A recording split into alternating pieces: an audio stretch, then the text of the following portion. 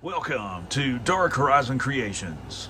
This time we're taking a look at the Modern Elite Forces Heather action figure by Dragon Toys. Now, if you hadn't already, please follow, like, and subscribe to my social media accounts on Facebook, Instagram, and YouTube. Don't forget to hit that bell icon so you get a notification of when I post new content.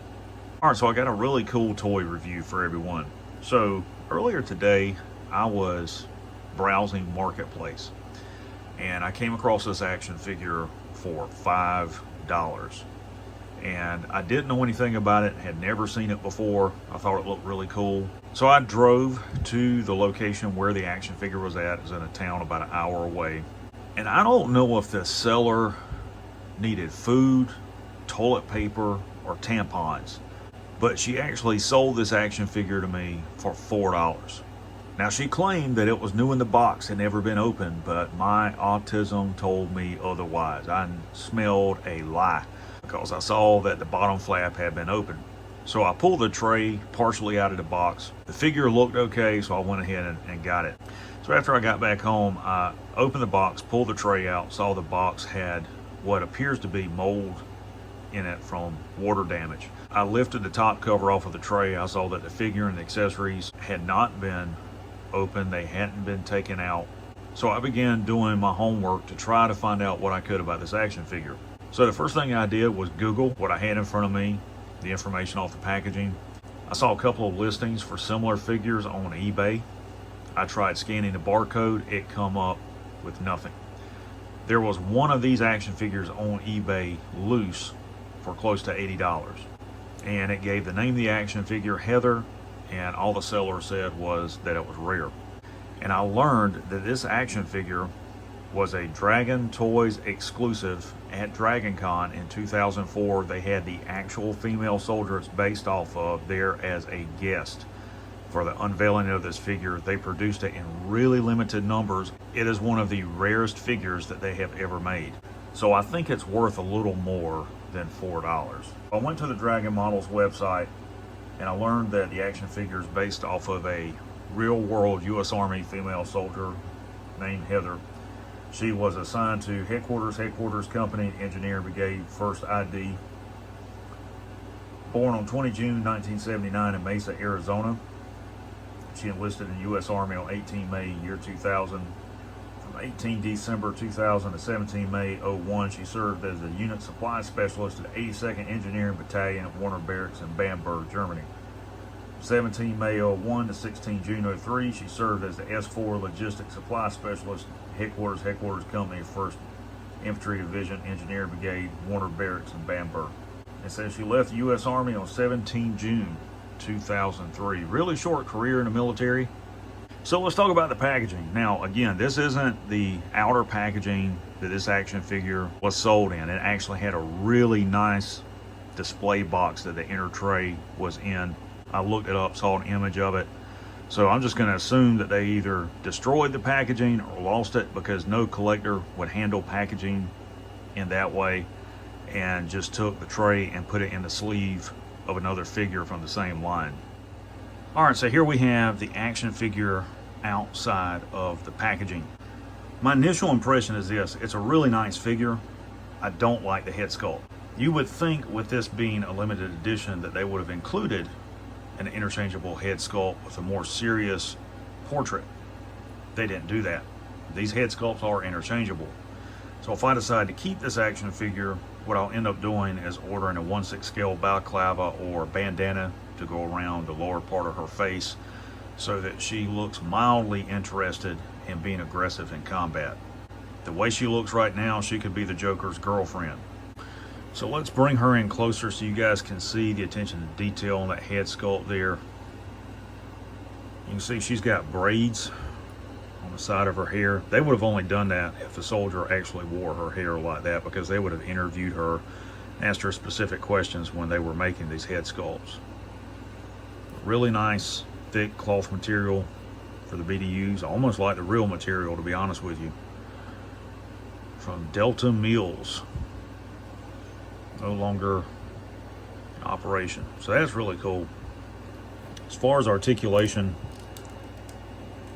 You got that much range of motion because the head sculpt itself and the neck is on that ball joint there. I don't like this because it doesn't look completely realistic.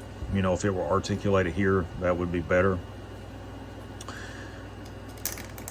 She's got ratcheting joints up here at the bicep, and they will rotate.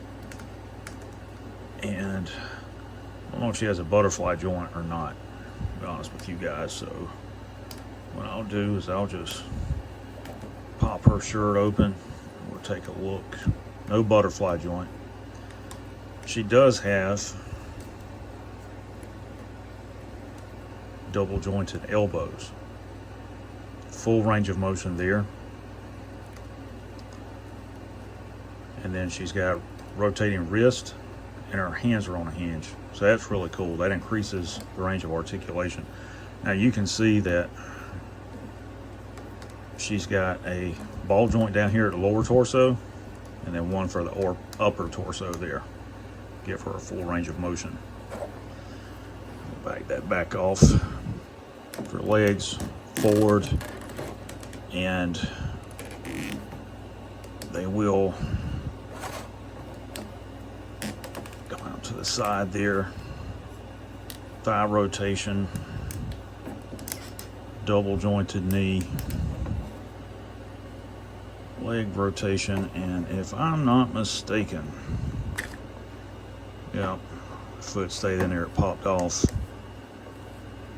But she's got a tat, or lower right leg there. So now that we've talked about articulation, let's talk about the scale of the action figure. With her boots on, she stands approximately, looks like 11 3/8 of an inch tall. Okay, let's talk about the accessories that are included with Heather. First and foremost, PASGT, Personal Armor System Ground Troop Flak Vest. You can see it's made just like the real thing. Got pockets here with flaps. You've got your shoulder guards that come over with the snaps on them. You've got your collar there, hook and loop closure for the front. I've worn one of these a few times, and it's made just like the real thing. So we will carefully angle her arms back. And I'll just tell you guys, this is a figure that's made for adult collectors. This is not made for younger collectors to play with. You could easily break this action figure.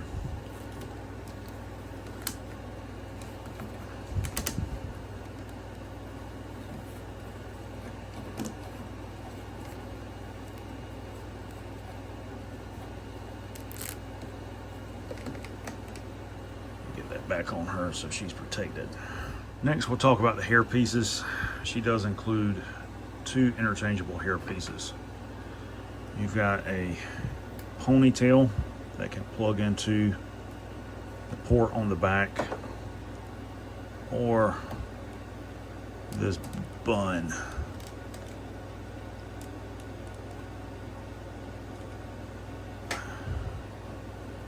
Like so. And for normal duty wear in combat, that's how she would have her hair up. She does include a beret, has an actual flash and unit crest, and this is formed. It's made out of a very solid material. The beret itself is made out of felt.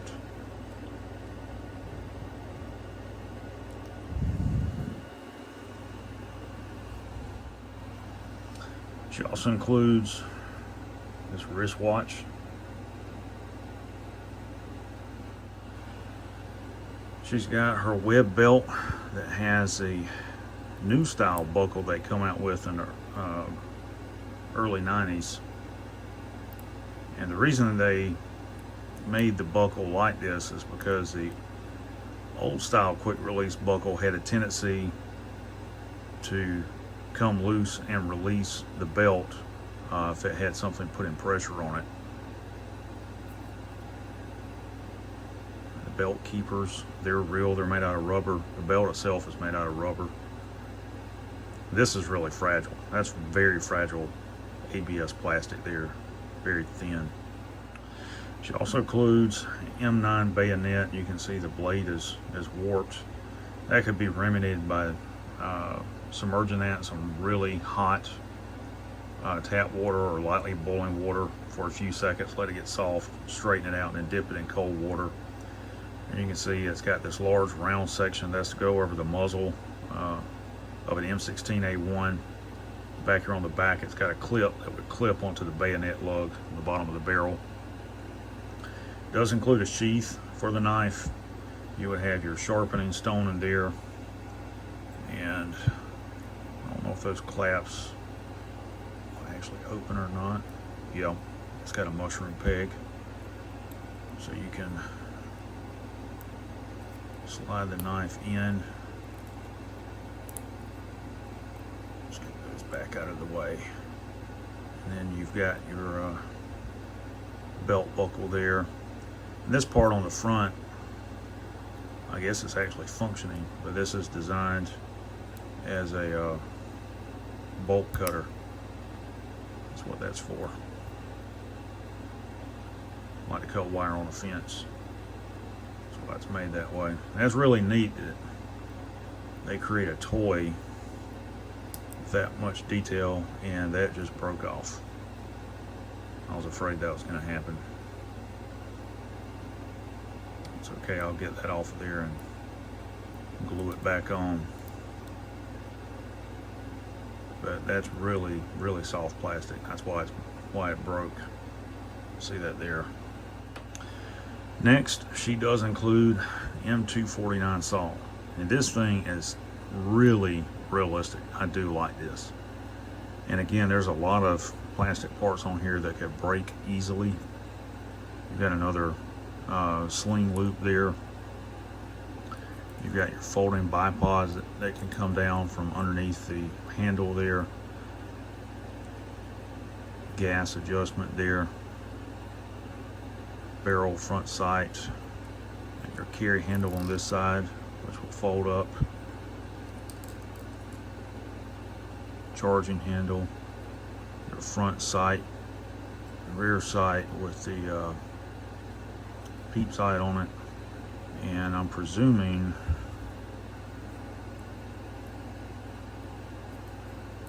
that dust cover will open.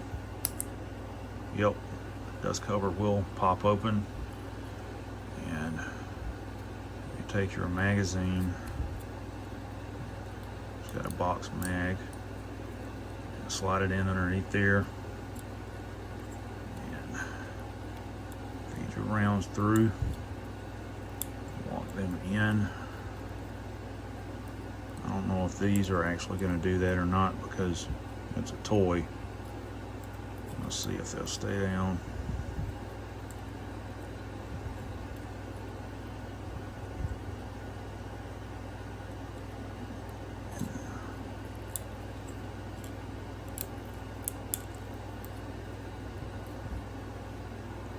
Yeah, I don't want to break it, but I'm sure they designed them to go in to the feed tray there. But for whatever reason,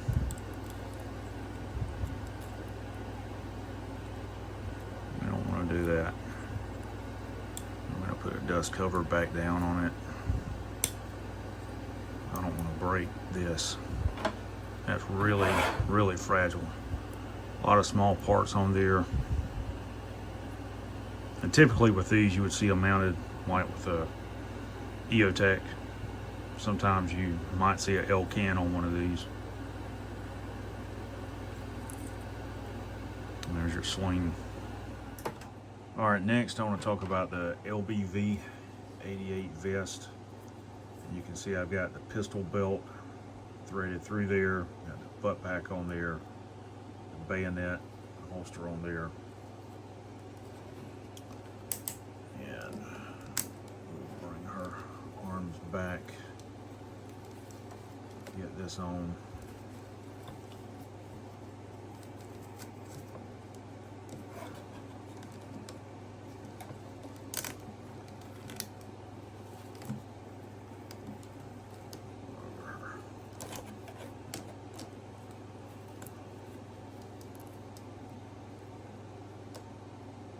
You have to be really careful with these connectors because they are very, very fragile.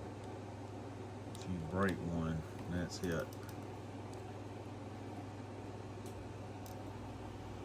And the belt is adjustable. You got a little bit of play on either side. You can take the buckles off, adjust them with the keeper. See, I've got too much play left there. The straps are adjustable, but it's got Velcro closure, Velcro hook and loop closures there. It's just not adequate. It won't keep the flaps down.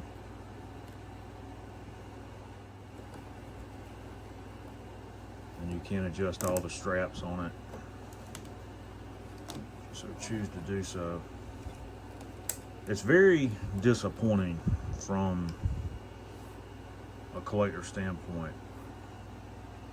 They put detail in it, but there are things that they could have done different to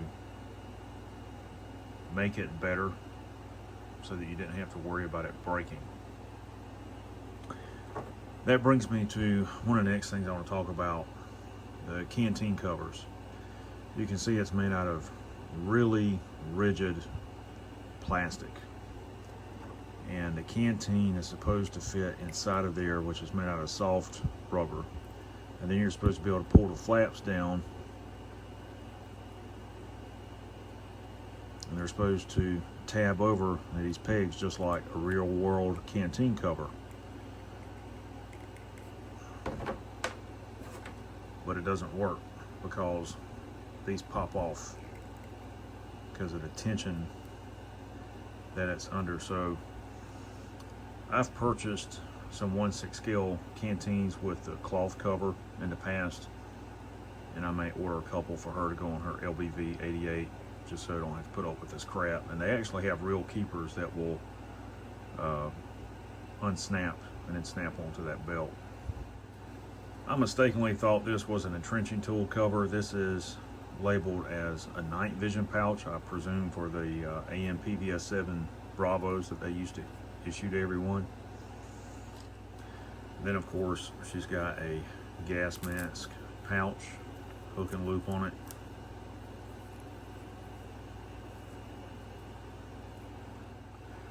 Overall, I'm extremely disappointed with this action figure. I presume due to the age of the figure, as well as the conditions that it may have been subjected to by the previous owner, that is the cause for the damage to the figure's hand as well as to the accessories. If you're a collector of 1/6 scale figures and you have an opportunity to buy one of these in mint condition, I'd say go for it. Again, just because it's so rare. But I would not recommend buying one of these used as I did. So there you have the 1/6 scale U.S. Army Heather action figure from the 1st Infantry Division by Dragon Toys.